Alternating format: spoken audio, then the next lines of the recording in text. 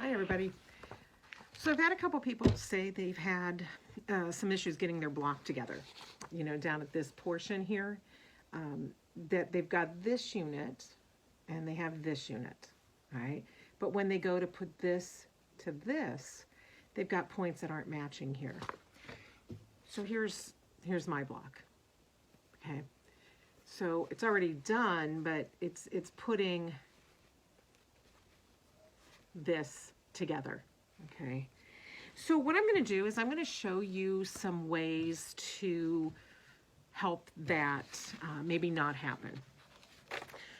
So I'm also going to update the pattern because I realize that we have a lot of beginners, and what I didn't do, which I really should have, is to tell you at each step what everything should measure. For instance, when we're back here with the 4-patch units, I should have said that those are going to measure 3.5 inches.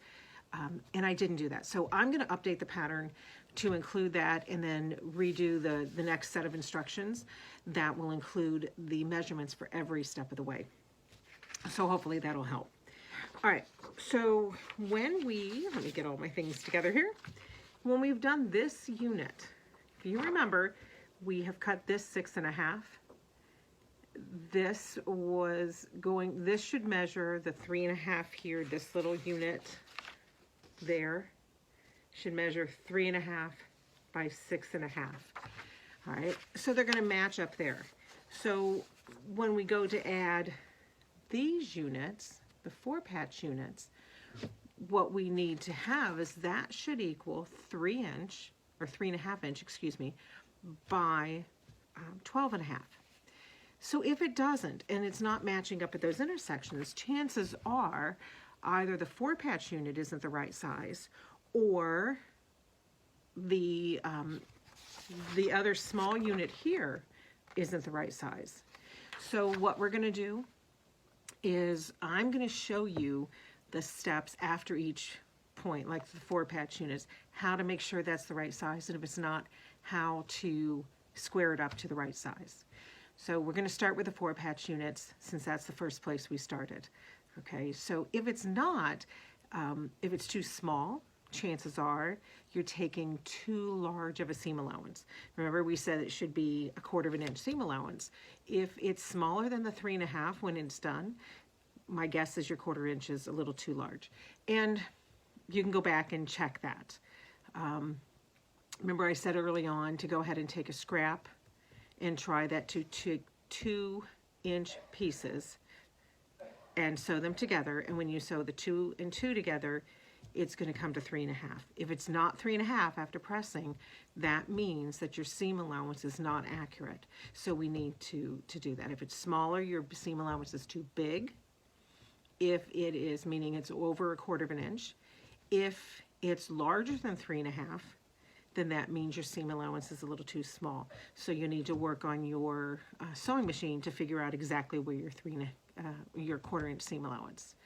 So I'm going to assume that we have a 4-patch together. I'm going to show you how to measure that and then how to trim it. Okay, so we have a 4-patch unit here.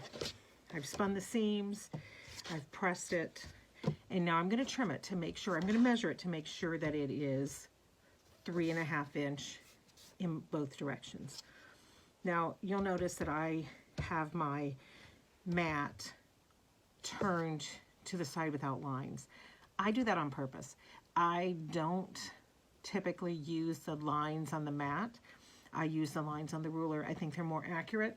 Over time, your lines on the mat can get worn down or a little hard to read. So that's the reason I use the ruler. So as I said, this should be 3.5 in both directions. The center point should be half of 3.5 if it's equal in both directions. So half of 3.5 is 1 3/4. Okay, so this isn't math class. And remember, when we were in junior high and high school, we said we'll never use math. Well, we use quilting math, so it's okay to have to know some math. So what I'm going to do is I'm going to find 1 3/4 on the ruler, place it at the intersection of that exact point.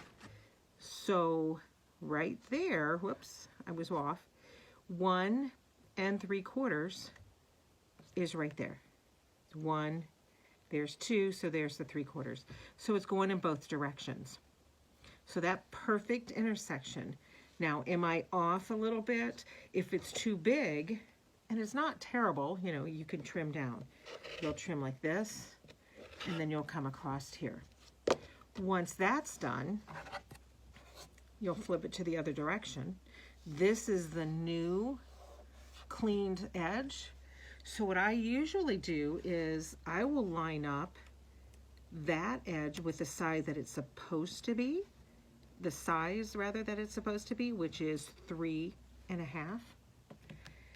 And then I double check my center point, 1 3/4, and I trim both directions just to get a nice clean up. You like how I'm using purple because I'm using purple in my in my quilt, right?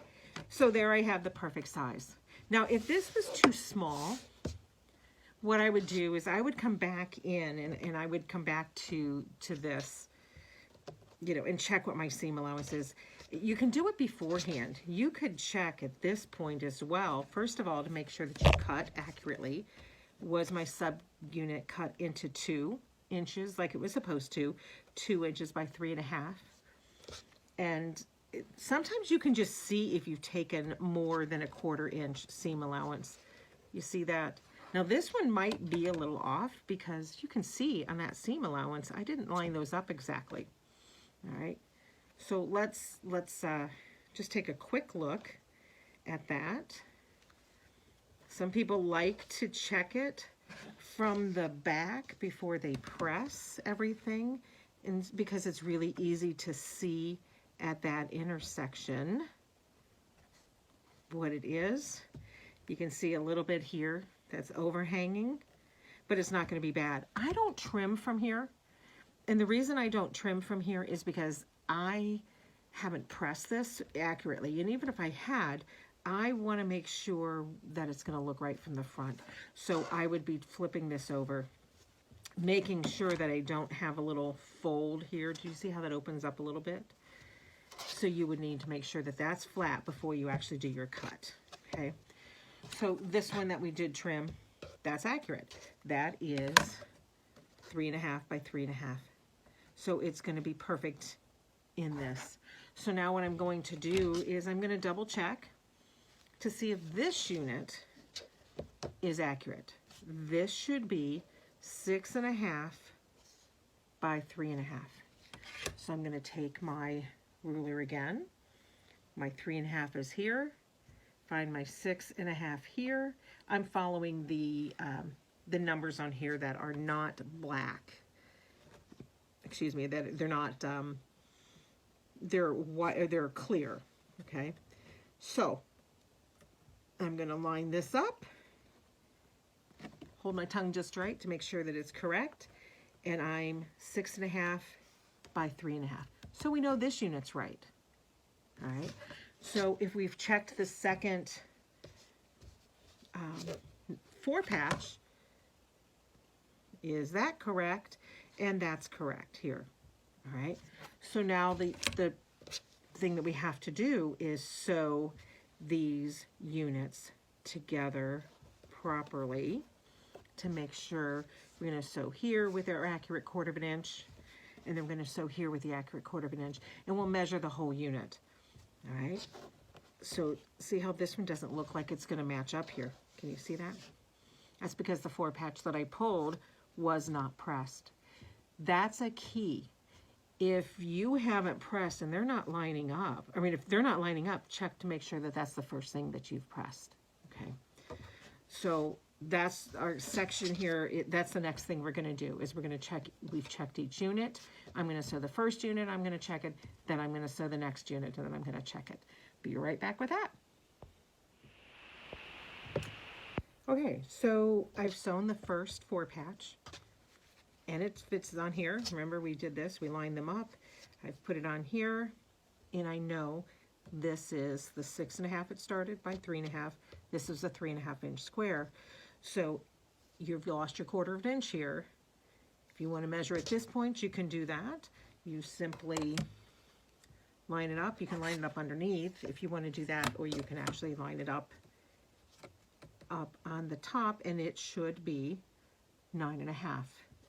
3.5 minus your 1/4 inch seam allowance is 3 1/4. 6.5 minus your 1/4 inch seam allowance, 6 1/4. So 3 1/4 and 6 1/4, 9.5 by the 3.5. So we're good. So the next thing we have to do is put your 4-patch unit here. So I'm going to take this 4-patch unit. I'm checking. I'm a little bit over here. And this is a real common place for our seams to get skewed. You know, when we're starting and stopping, we either run too far or too short on the seam. That's what's happened here. I'm simply going to clean that tiny little bit up before I attach it to this side.